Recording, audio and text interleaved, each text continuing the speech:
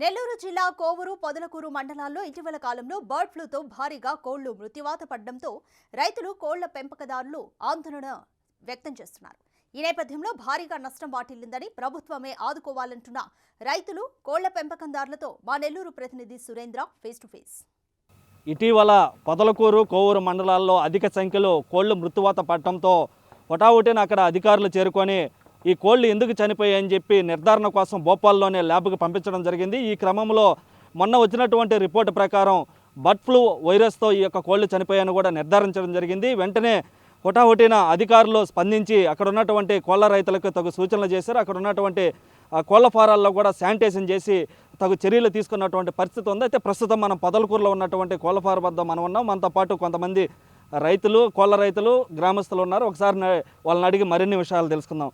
Sir చెప్పండి, ఇటు పొదలకూరు మండలం కావచ్చు, కోవూరు మండలాల్లో అధిక సంఖ్యలో కోళ్లు చచ్చిపోయి మీ పొదలకూరు మండలంకి సంబంధించి ఈ కోళ్లు చచ్చిపోవడం ఎలా గుర్తించారు, ఎలా అధికారులకు తెలియజేశారు, ఏంటి అసలు విషయం? పొదలకూరు గ్రామంలో చుట్టుపక్కల చాడకొట్లు కావచ్చు, పక్కన పార్లపల్లి కావచ్చు, ఈ చుట్టుపక్కల కొంత బాయిలర్ ఫామ్స్ నడుపుతూ ఉన్నారు మనోళ్ళు. మేము కొంత నాటుకోళ్ళు వాటిని సాగుతూ ఉన్నాము. చుట్టుపక్కల ఉండేవాళ్ళు కొంచెం బాయిలర్ కోళ్ళు అవన్నీ సాగుతున్నారు. ఉన్నట్టుండి కొన్ని కోళ్ళు చనిపోవడం జరిగింది. వాటిని పొదలకూరులో దగ్గరలో ఉండే పశువైద్య శాఖ ప్రభుత్వ వైద్యశాలకు తీసుకొచ్చాము.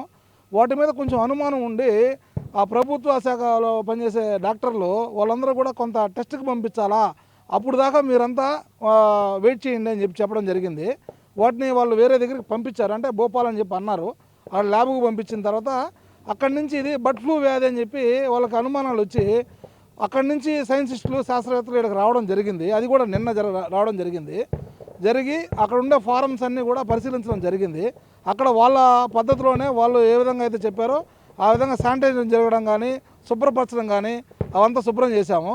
అక్కడ ఉండే అధికారులు అప్పుడు మాకు తగిన సూచనలు ఇచ్చారు. పొదలకూరు ప్రభుత్వ ఆసుపత్రికి సంబంధించిన డాక్టర్లు కూడా అక్కడికి వచ్చి మాకు అన్ని సూచనలు ఇచ్చారు. అయితే ఈ కోళ్ళకి సంబంధించి ఎలాంటి జాగ్రత్తలు తీసుకోమని చెప్పారు? ఈ చనిపోయినటువంటి కోళ్ళన్నింటినీ ఏం చేశారు?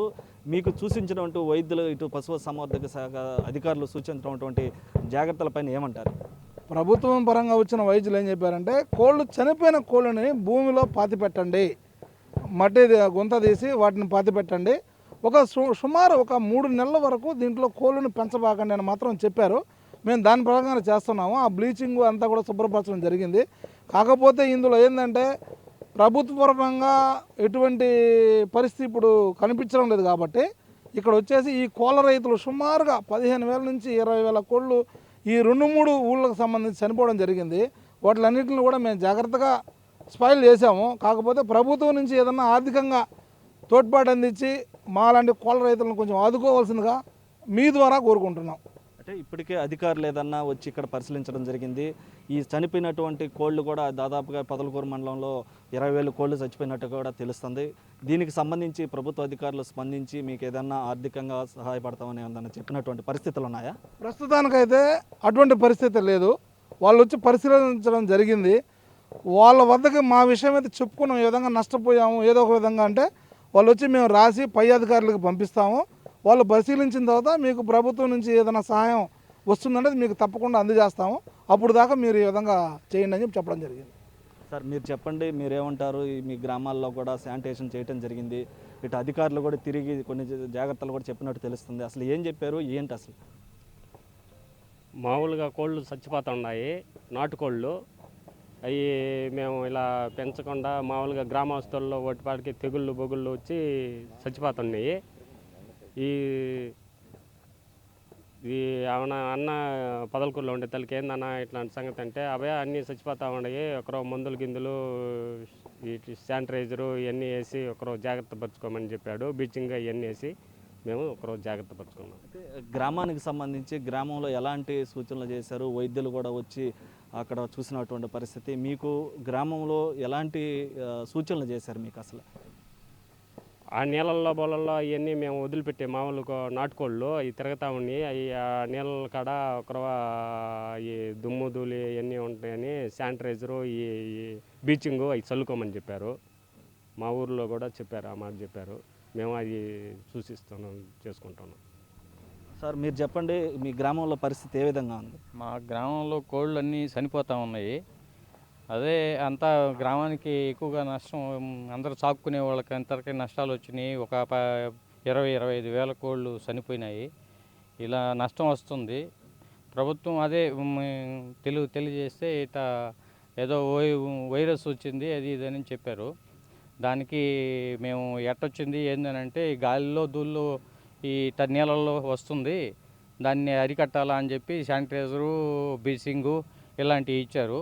అవి ఒక 2-3 నెలలు సాకు ఏమి వాడగాకండి, జాగ్రత్త చేసుకోండి, ఇలాగా జాగ్రత్త చేసుకుంటే మీకు చేసుకోవచ్చు అన్నారు.